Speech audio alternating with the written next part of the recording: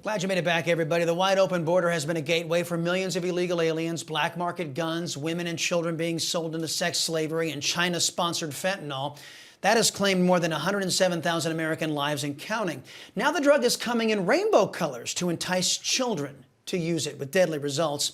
If the GOP wins in November, will they stop this Democrat-created crisis? Joining me now is Indiana Senator and member of the Senate Budget Committee and Appropriations Committee, Senator Mike Braun. Sir, it's great to see you again. You are co-sponsoring a bill with Senators Rubio and Joni Ernst, among others, to address some aspects of this. What does your bill do? So it simply takes what you currently have available, if it's a state or local kind of transgression, to where you can actually, if there is a death that's a result of distributing this poison, you can have that felony murder category, which gives you the most extreme sentencing that you can administer. We're trying to do that same thing if it's a federal crime. A lot of times this crosses state lines. Currently, they can't assign that kind of sentence. It is so sad when they are taking gimmicks like making it look like Skittles or something. That is the worst of any type of thing you can do. And to think about being made in China, distributed through the smugglers in Mexico, and then coming through an open border, we better take this seriously. This is just kind of the first salvo that says this is what we should do.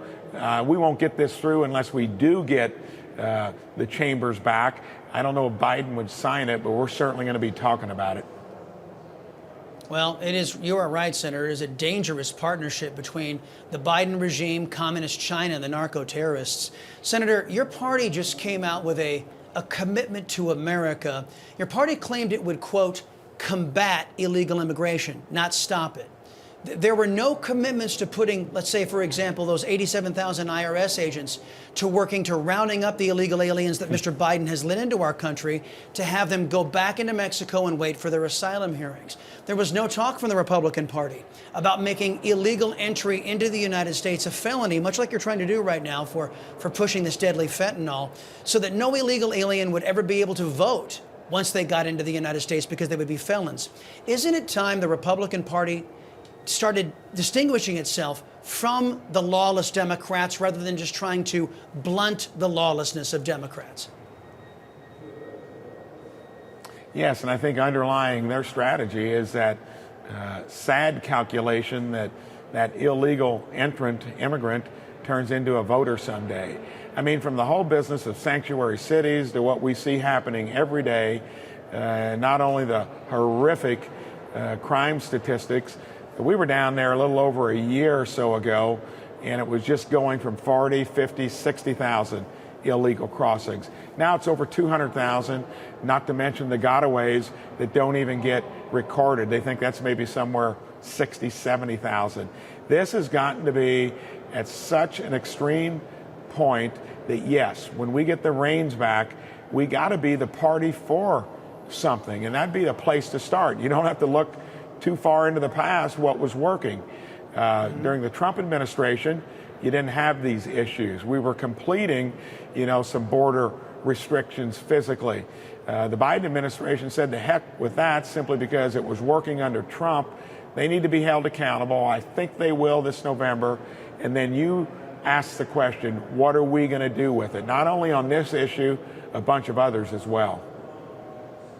Yeah, Senator, just for your own edification, there are 14 municipalities in the United States that allow foreign nationals to vote in elections, canceling out American citizens' votes. So the idea that Democrats aren't pushing this is insane. Last thing I have for you, as you know, the Senate up there is deliberating spending bills, omnibus spending bills and packages and all this. No regular order, no budgetary process. And because of that, you see we're over $31 trillion now in the national debt.